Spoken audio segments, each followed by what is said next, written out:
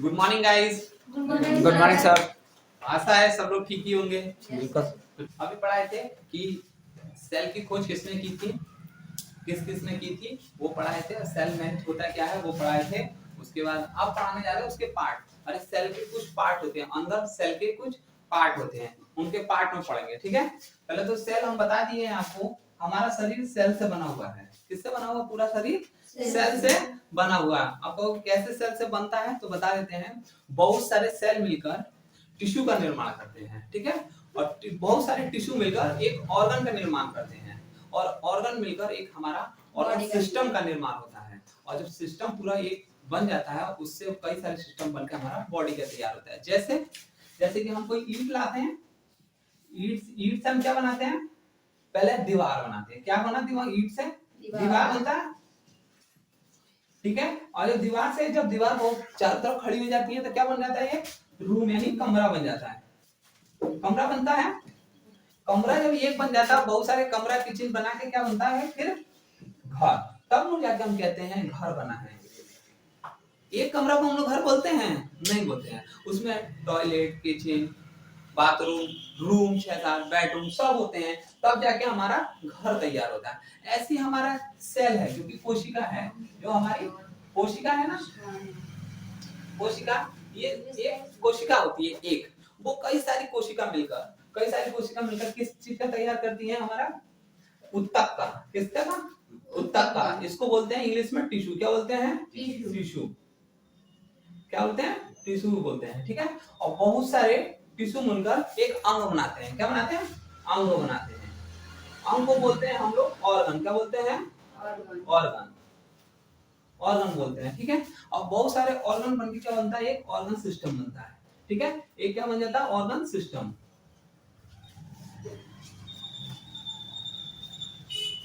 Organ system बनता है। और ऑर्गन सिस्टम जब ऑर्गन सिस्टम बनके तैयार होता है, ऑर्गन सिस्टम मीन जैसे digestive system, respiratory system, reproductive system, ये सब क्या है? सिस्टम है सिस्टम।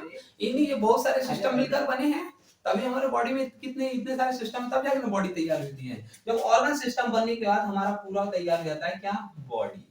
सेम बिल्कुल जैसे हम एक घर बनाने के लिए इतनी सारी प्रोसेस से गुजरते हैं, ऐसी हमारी बॉडी को पूरा बनने के लिए इतनी सारी प्रोसेस लगती है। लेकिन अगर पूछा जाए हमारे शरीर में सबसे छोटा क्या चीज है, तो बोलोगे एक कोशिका सबसे छोटी क्या होती है? इकाई होती है। इकाई होती है, ना कि पार्ट होता है। पार्ट मत बोलिएगा। सेल के पार्ट तो ये होते हैं हमारे हाथ। हमारा हाथ पार्ट है, ये मत बोलिएगा। पार्ट नहीं बोलेंगे, क्या बोलेंगे? इकाई बोलेंगे। क्या बोलेंगे? इकाई या यूनिट। यूनिट इंग्लिश में बोलेंगे और इकाई हिंदी में बोलेंगे। ठीक है, ऐसे तैयार होता है हमारा बॉडी। ईंट से दीवार बनती है, दीवार से कमरे, और तब जाके घर तैयार होता है। ऐसी कोशिका जो होती है सेल, सेल से टिश्यू बनते हैं यानी ऊतक बनते हैं। ऊतक से फिर एक अंग बनता है जिसको ऑर्गन कहते हैं। ऑर्गन से एक ऑर्गन सिस्टम बनता है, और ऑर्गन सिस्टम बहुत सारे मिलकर बॉडी का निर्माण करते हैं। ठीक है, इतना बात समझ में आया? कभी नहीं भूलोगे, ये चीज याद रख लीजिएगा कैसे कैसे क्या बनता है, तो हमारा बॉडी जाके तैयार होता है। ठीक है, स्क्रीनशॉट ले लेना, नहीं तो पीडीएफ डिस्क्रिप्शन बॉक्स में है, वहां से ले लीजिएगा। ठीक है, डाउनलोड कर लीजिएगा। अब अगले देखिए पार्ट पढ़ते हैं। किसके? सेल के पार्ट पढ़ते हैं कि सेल में क्या क्या चीज पाया जाता है। एक सेल बता रहे, एक सेल की बात कर रहे हैं, एक सेल की, उसमें क्या क्या पाया जाता है। तो सबसे पहले पढ़ते हैं हम मेम्ब्रेन के बारे में। तो मेम्ब्रेन को हम हिंदी में बोलते हैं कोशिका झिल्ली। कोशिका झिल्ली। अब कोशिका झिल्ली कैसे? ये देखिए कोशिका झिल्ली, ये कोशिका है। उन कोशिका को मान लो बहुत सारी अंदर कोशिका है। अरे भाई इनको रोकने के लिए कुछ चाहिए ना? चाहिए। हम मार्केट जाते हैं सब्जी लेने, तो उसमें आलू डालते हैं, टमाटर लेते हैं, प्याज लेते हैं, हरा मिर्च, धनिया रखते हैं, तो उसके लिए एक थैली चाहिए होती है। अरे उसी को तो थैली को मेम्ब्रेन बोलते हैं। क्या बोलते हैं? मेम्ब्रेन बोलते हैं उसी को थैली को मेम्ब्रेन बोलते हैं। अब वो थैली नहीं रहेगी तो रख पाएंगे? सब इधर उधर गिर जाएगा कि नहीं? तो उस सबको रखने के लिए हम एक थैली को लेते हैं, और वही थैली मतलब सेल में जो होती है वो सेल मेम्ब्रेन कहलाती है। ठीक है, सेल मेम्ब्रेन कहलाती है वही थैली। अब देखिए सेल मेम्ब्रेन हमारे प्लांट्स में भी पाया जाता है, हमारे एनिमल्स में भी पाया जाता है। और ये बना किस चीज से होता है अगर पूछ ले? सेल मेम्ब्रेन, ये सेल मेम्ब्रेन जो है, मेम्ब्रेन जो है सेल मेम्ब्रेन, खाली मेम्ब्रेन जो है सेल मेम्ब्रेन जो किस चीज से बनी है, तो क्या बोलोगे? प्रोटीन की बनी होती है। ऑप्शन में क्या मारोगे, प्रोटीन की बनी होती है। ठीक है, यहाँ तक समझ में आया? किस चीज की बनी होती है? प्रोटीन की होती है। ये जंतु में भी होती है और पादप में भी होती है, यानी प्लांट्स में भी होती है और एनिमल्स में भी होती है। एनिमल्स में हम लोग भी आते हैं, ठीक है, ये मत समझना कि जानवरों की बात कर रहे हैं, जानवरों की बात नहीं हो रही है, सब हम लोग भी जानवर ही हैं समझो। हम लोग जानवर में आते हैं, आज से जानवर मत समझ लेना कि नॉर्मली हम बता रहे हैं जंतु जगत में हम लोग भी आते हैं। कौन? हम लोग भी आते हैं, ऐसा मत समझ में जानवर बोल रहा हूँ आप लोगों को, एक कहोगे लोग साहब हम लोग को जानवर बोल रहे हैं, ऐसा मत समझिएगा। ठीक है, तो किस चीज की बनी होती है ये प्लाज्मा झिल्ली? किस चीज की बनी होती है? प्रोटीन की। इसको देखिए प्लाज्मा झिल्ली बोलते हैं, कोशिका झिल्ली बोलते हैं और इंग्लिश में मेम्ब्रेन बोलते हैं। ठीक है, ठीक है। अब ये तो हो गया मेम्ब्रेन जो थैली थी। अब मान लीजिए हम थैली तो ले लिए, एक दे देता है चाइना वाली नहीं, काली वाली पन्नी या लोकल पन्नी दे देता है। अब उसमें हमारा क्या आ गया, धनिया आ गया, हरा मिर्च आ गया, प्याज आ गया आधा किलो। अब भाई कोहड़ा लेके पड़े, मतलब मान लो कोई भारी सामान ले ले, 5 किलो आलू ले लिया उसमें और 5 किलो प्याज, तो उसमें रुकेगा नहीं, फट जाएगा थैली। फट जाएगा कि नहीं? हाँ। फटेगा कि नहीं? 5 किलो डाल देगा भैया, वो कब तक झेलेगा? तो उसके सपोर्ट के लिए एक क्या होता है, सेल वॉल होती है। सेल वॉल क्या होती है? सेल वॉल, जिसको हम बोला कोशिका भित्ति। सेल वॉल, जैसे कि ये सेल है, जैसे हम बोले थे ये पार्ट है अंदर सेल के, पार्ट है सेल के। ये तो नॉर्मल सेल थी जो कोशिका झिल्ली थी, इसमें पार्ट से इसमें जितना आइटम है उतने में हो गया काम, इतने में हो गया काम, जो थोड़ा बहुत सामान लेना था। लेकिन अब ज्यादा ले लिए, उसमें भाई साहब 5 किलो आलू और डाल दे और 5 किलो प्याज और डाल दे, पता चला थैली का काम तमाम, सारे अंदर का मामला नीचे गिर गया। तो उसके लिए तो अब भैया सेल वॉल लेना पड़ेगा, सेल वॉल लेना पड़ेगा। अब सेल वॉल लेना पड़ेगा तो सेल वॉल कौन सी होती है? देखिए ये सेल वॉल कहलाती है, इसको बाहर की, ये क्या कहलाती है? सेल वॉल कहलाती है। ठीक है, कोशिका झिल्ली कहलाती है, कोशिका झिल्ली कहलाती है। ये काम क्या करी, अब मान लो वजन ज्यादा हो गया तो एक और झिल्ली पहना देते हैं, मतलब एक और पॉलिथीन ले लेते हैं, कहते हैं ना एक और पॉलिथीन दे, तो वो एक और दे देता। अरे वही ना है सेल वॉल, जो उसकी एक और पॉलिथीन ले ली, मतलब ये बाहर की जो दिखाई दे रही है ना एरिया, ये सेल वॉल है। अंदर का तो मेम्ब्रेन था, अंदर का ये वाला तो मेम्ब्रेन था, और ये बाहर का जो सेल वॉल है। लेकिन एक चीज याद रखो, यहाँ सेल वॉल हमेशा पादप में पाया जाता है, सेल वॉल हमेशा पादप में पाया जाता है। ये क्वेश्चन याद कर लेना, दिमाग में बैठा लेना कि सेल वॉल किस में पाया जाता है? सिर्फ पादप में पाया जाता है, जंतु में नहीं पाया, क्योंकि जंतु में छोटी छोटी होती है कोशिकाएं, इसीलिए जरूरत नहीं है।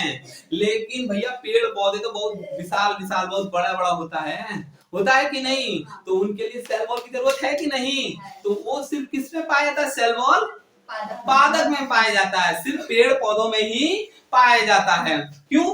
क्योंकि देखो क्यों पाया जाता है, हम लोग तो देखो कपड़े पहन लेते हैं, बाल होते हैं, जिससे प्रोटेक्शन हो जाता है, किसका?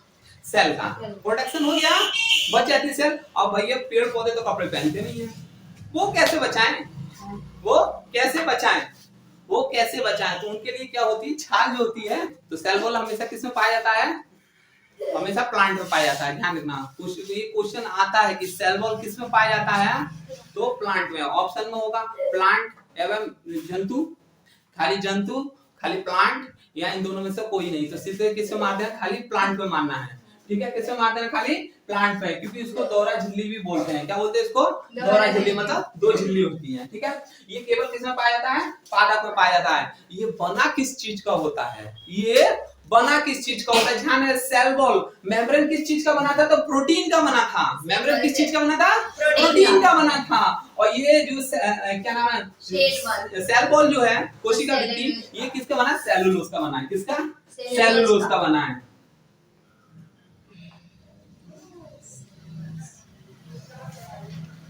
किसका बना है? सेलुलोज का बना। ये ध्यान रखना, क्वेश्चन ऐसे ही पूछे जाते हैं। ये आपसे ये थोड़ा ना पूछेगा कि सेल वॉल किसमें पाया जाता है, तो आप बता दो एनिमल। लेकिन सेल वॉल किस चीज का बना होता है? तो सेलुलोज का वो बना होता है। अब बोलो सेलुलोज का और क्या क्या बना होता है? तो होते हैं हम लोग जैसे कागज यूज करते हैं पढ़ने वढ़ने का, लिखना पढ़ने का, वो किस चीज का बना होता है? सेलुलोज का बना होता है। सेलुलोज का बना होता है कि नहीं? नोट जो रुपया कागज वाला, वो किस चीज का बना होता है? सेलुलोज का ही बना होता है, ठीक है।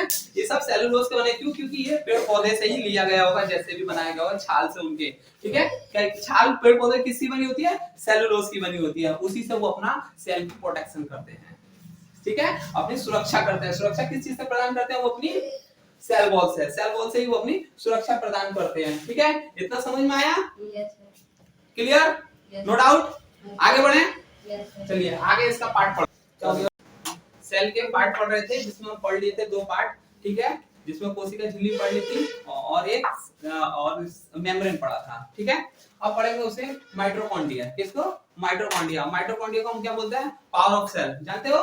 पावर ऑफ सेल मतलब पावर हाउस किसका? सेल का। क्यों पावर हाउस कहते हैं? कुछ तो जान होगी इसके शरीर में, कुछ तो देता होगा, ये सेल को पावर देता है। क्या? पावर, ठीक है। इसको क्या बोलते हैं हम? Power of cell. क्यों देता है पावर ऑफ सेल? कैसे देता है वो भी जानेंगे इसमें। क्यों देता है, कैसे देता है, कैसे बनाता है, क्यों बनाता है, ये सब पावर ऑफ सेल इस सेल के अंदर या माइटोकॉन्ड्रिया के अंदर पढ़ेंगे, ठीक है। पहले तो जान लेते हैं माइटोकॉन्ड्रिया के बारे में नॉर्मल। माइटोकॉन्ड्रिया की खोज किसने की थी? अल्टमैन जी ने की थी। किसने? अल्टमैन जी ने की थी, ठीक है। अल्टमैन जी ने की थी इसको। ये इसमें श्वसन मतलब सांस जो होता है, मतलब ऑक्सीजन, ऑक्सीजन अंदर जाता है। कहाँ?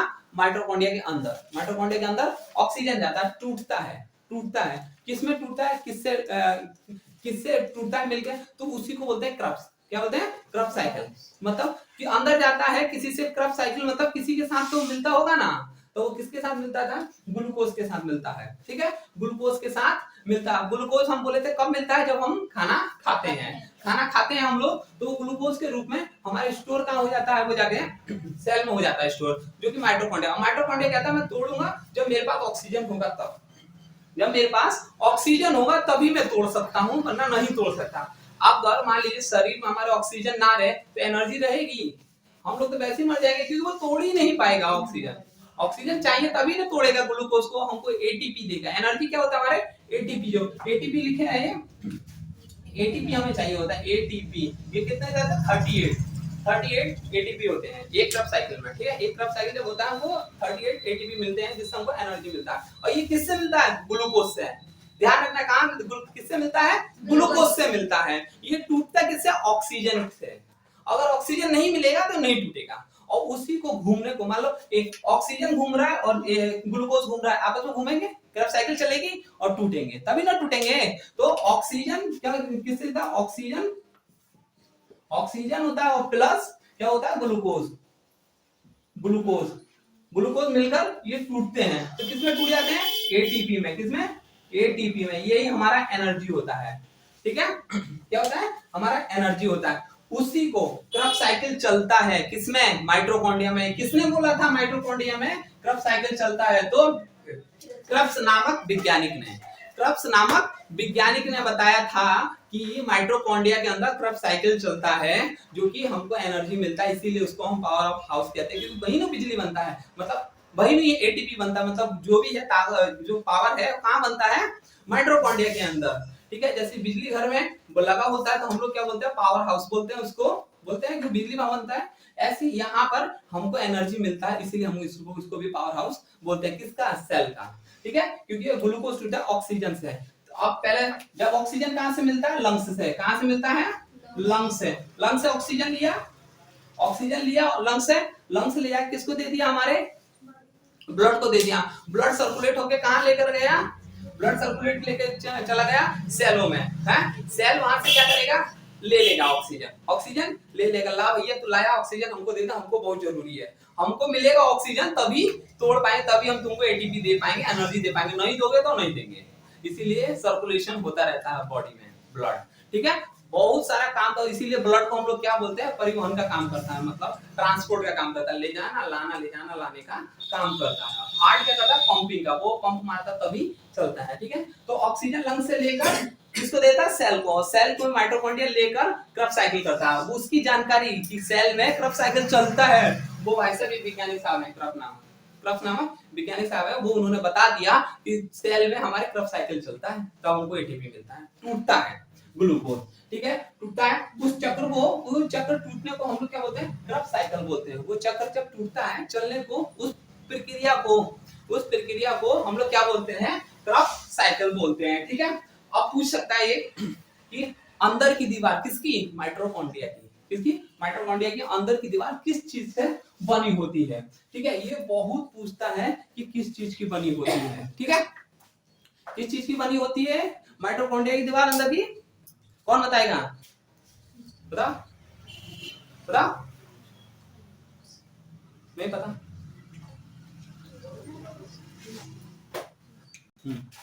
हाँ, माइटोकॉन्ड्रिया। ठीक है, उसको जब अंदर साइकिल चलती है किसने, माइटोकॉन्ड्रिया के अंदर, वो किसने बताया था, किसने बताया था, तो क्रप्स नामक वैज्ञानिक जी ने बताया था। ठीक है, कि अंदर साइकिल चलती है क्रप्स, उन्होंने अपने ही नाम पर रख दिया उसको क्रप्स साइकिल, अपने ही नाम पे रख दिया क्रप्स। बहुत चालू थे ये सब, आ गए जो बनाते थे अपने नाम पे रख लेते कि जिंदगी भर हमारा नाम चलता रहेगा, तो वैसा लिख दिए वो क्रप्स साइकिल।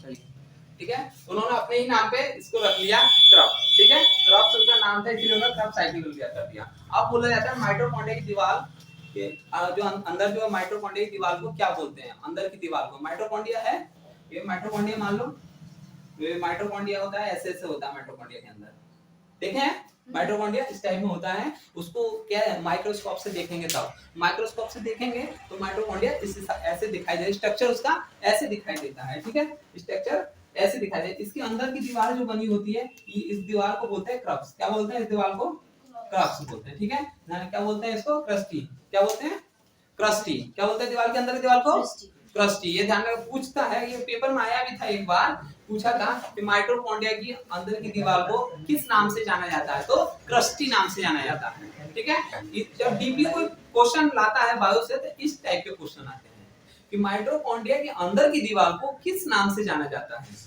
इतनी अंदर डीपली। तो माइटोकॉन्ड्रिया जब पूरी डिटेल्स में पढ़ोगे तब न जाके पता लगेगा कि क्रस्टी बोलते हैं उसको। ठीक है, और बता दी कि एटीपी कैसे बनता है, ऑक्सीजन और ग्लूकोज मिलकर टूटते हैं तब हमको एटीपी मिलता है। ठीक है, एटीपी हमको क्या देता है, पावर देता है, एनर्जी देता है। ठीक है, समझ में आया इसमें, कोई डाउट। हाँ, एटी का क्या बोलते हैं उसको, चल बता दूंगा, ध्यान दिया चल। ठीक है, अब माइटोकॉन्ड्रिया पढ़ लिए थे, अब पढ़ेंगे हम गोल्जी बॉडी। अब देखिए, अभी तक हम देख रहे थे एनर्जी बन रही थी और एनर्जी मिल रही थी, किसमें, माइटोकॉन्ड्रिया में। ठीक है, क्रप्स साइकिल अंदर हो रहा था, हमको पता चल गया वहां से एनर्जी बनती है। अब मान लीजिए जीभ में मेरी एनर्जी बनी, मतलब मैं इस टाइम बोल रहा हूँ, तो सबसे ज्यादा एनर्जी कहाँ यूज हो रही है, जीभ पर, सबसे ज्यादा मुंह में, यानी कि जीभ पर, क्योंकि जीभ बहुत तेज से चल रही है कि यहाँ पे एनर्जी ज्यादा चाहिए ना, एटीपी। तो यहाँ पर जितना भी ग्लूकोज होगा वो सब चेंज हो रहा है और एनर्जी बना रहा है। ठीक है, बना रहा है, पैर मेरे कम काम कर रहे हैं, इसका मतलब वहाँ पे एनर्जी कम बन रहा है, वहाँ पे एनर्जी कम बन रहा है। अब मान लीजिए कि क्षमता होगी ना यहाँ पर ग्लूकोज की, एक क्षमता होगी पावर की, जब तक बोल रहा हूँ एक टाइम होगा थक जाऊंगा, तो थकना का मतलब होता है हमारी एनर्जी खत्म हो गई, वहां का ग्लूकोज का मात्रा जो है खत्म हो गया, जिसके कारण हमारी एनर्जी खत्म हो गई है। ठीक है, एनर्जी खत्म हो गई। अब मान लीजिए यहाँ की एनर्जी खत्म हो, अभी तो तेज बोल रहा हूँ, फिर थोड़ी देर होगा इसका मतलब क्या होगा, इसका मतलब एनर्जी खत्म हो गई कि नहीं। अब भैया यहाँ की एनर्जी खत्म हो गई, यहाँ की एनर्जी, तो कोई ऐसा एक व्यक्ति होना चाहिए ना जो टांग में की एनर्जी को रिसीव करके और यहाँ लेकर आए, यहाँ की रिसीव करके यहाँ लेके आए। क्योंकि अभी देखें आप बोलते बोलते मुंह थक जाता है खाली, तो पैर थोड़े थकते हैं, पैर हाथ में तो ताकत रहती है, क्योंकि वहां की एनर्जी अभी यूज नहीं हुई है, तो वहां एनर्जी है, लेकिन जीभ की एनर्जी खत्म हो गई है। तो बोलते हैं मैं भाई मेरा मुंह थक गया है बोलते बोलते, तो हम ये थोड़ा कहते हमारा पूरा शरीर थक गया, कहते हैं ना, कहता मुंह थक गया है मेरा बोलते बोलते, भाई मुंह नहीं थकता तेरा, बोलते हैं कितनी बोल रही तेरा मुंह नहीं थकता, इसका मतलब एनर्जी उसका रहता। ठीक है, इसका मतलब एनर्जी खत्म हुए मुंह की, बोलते हैं। तो यहाँ जब एक ऐसा व्यक्ति होना चाहिए पूरा नीचे से, अगर जहां भी यूज नहीं हो रहा है एनर्जी, पूरे शरीर में जहां यूज नहीं हो रहा है एनर्जी, वहां से खींच के दे दे, किसको, जीभ को, या जहां यूज हो रहा है। मान लो बैडमिंटन खेल रहा हूं, तो सबसे ज्यादा कहां यूज होगा, हाथ से यूज होगा, मतलब पैर में कम होगा, इस हाथ में कम होगा लेकिन इस हाथ में ज्यादा होगा। तो भाई इसमें की एनर्जी तो खत्म हुई, हाथ थक जाता है एक, तो इसको चाहिए, तो एक ऐसा व्यक्ति होना चाहिए, इसमें अब यूज नहीं हुआ इस हैंड में, तो इसका एनर्जी लेके इसको दे दे कि भाई तू ले ले, अभी मेरे काम का नहीं, तू अपना काम चला, तू अपना काम चला। ये भी नहीं कि सब दे दे, ऐसा नहीं उठा के सब दे दे, थोड़ा बहुत देता है कि काम चलाए। कोई व्यक्ति भागे दौड़े तो सबसे ज्यादा एनर्जी कहाँ चाहिए, पैर में।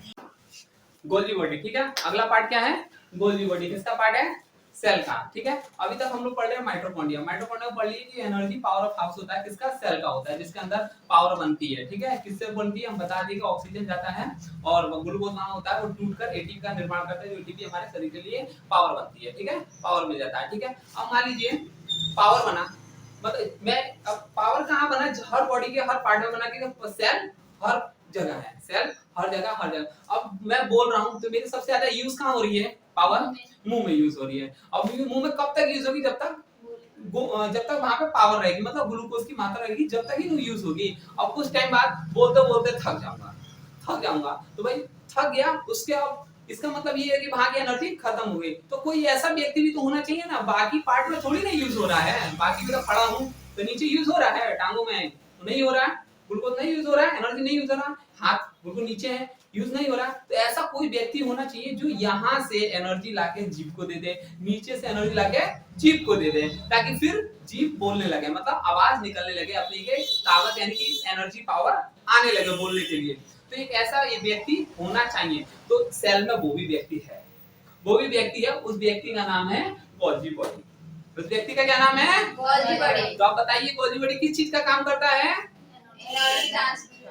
एनर्जी ट्रांसफर का, ट्रांसपोर्ट का काम करता है। क्या चीज, एनर्जी, ठीक है।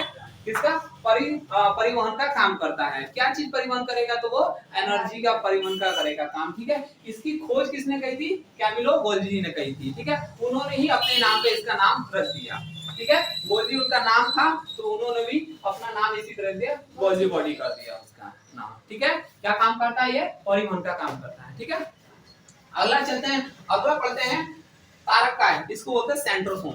क्या बोलते हैं, सेंट्रोसोम बोलते हैं। इसकी खोज की थी बॉबी जी ने। किसने खोज की थी, बॉबी जी ने।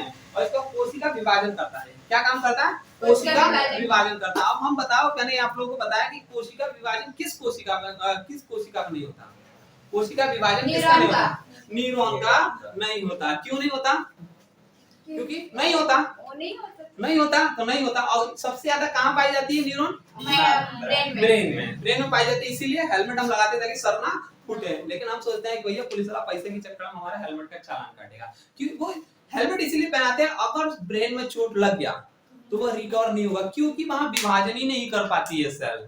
क्यों, क्योंकि वो न्यूरॉन सेल वहां पाई जाती है। कितना, 90%, कितना, 90%। लेकिन फिर भी कोई कह देता है भाई, कोई ना होता है, कंफर्म होता है कि ट्यूमर हो जाता है, यानी कि कैंसर हो जाता है।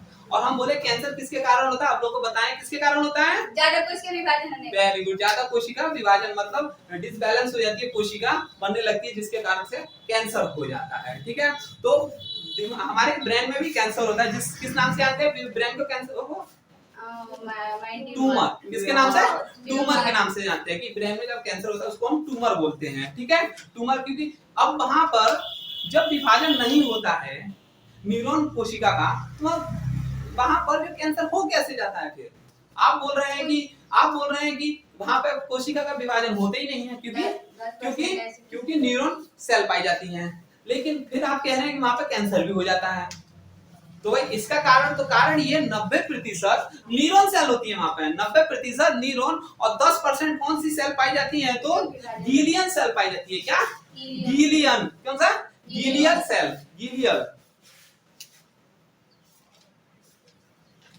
गीलियल सेल पाई जाती है, ठीक है। गीलियल सेल्स पाई जाती है, कितने प्रतिशत, 10। अब बोलेगा कि कभी क्वेश्चन में कि ब्रेन में किस सेल के कारण ट्यूमर होता है, किस सेल के कारण कैंसर होता है, कौन से सेल का नाम है, गीलियल सेल। ये याद रखना है, गीलियल सेल कितनी प्रतिशत पाई जाती है, तो 10% पाई जाती है। ये कहाँ पाई जाती है, ब्रेन में, ठीक है, ब्रेन में पाई जाती है। 90% कौन सी होती है वहां पे सेल, न्यूरॉन सेल होती है, ठीक है, न्यूरॉन सेल होती है, ठीक है, याद रहेगा, पक्का, ठीक है। और सबसे ज्यादा कहाँ होती है सेल, कौन सी वाली, नॉर्मल सेल कहाँ होती है सबसे ज्यादा, मतलब लाइसोसोम सबसे ज्यादा कहाँ पाया जाता है, सेंट्रोसोम सबसे ज्यादा कहाँ पाया जाता है, बताओ। लीवर में विभाजन होता है सबसे ज्यादा, कहाँ होता है सेल का विभाजन, लीवर में। तो फिर सबसे ज्यादा विभाजन कहाँ होता है, लीवर में होता है, ठीक है। किसके कारण होता है, तो सेंट्रोसोम के कारण होता है, ठीक है। विभाजन का कारण कौन होता है, सेंट्रोसोम, ठीक है। याद रहेगा। और सबसे कम कहाँ होता है? ब्रेन में। क्यों? क्योंकि वहां पे न्यूरॉन सेल पाई जाती हैं। याद रहेगा। नेक्स्ट चले, कोई डाउट? नो, ठीक।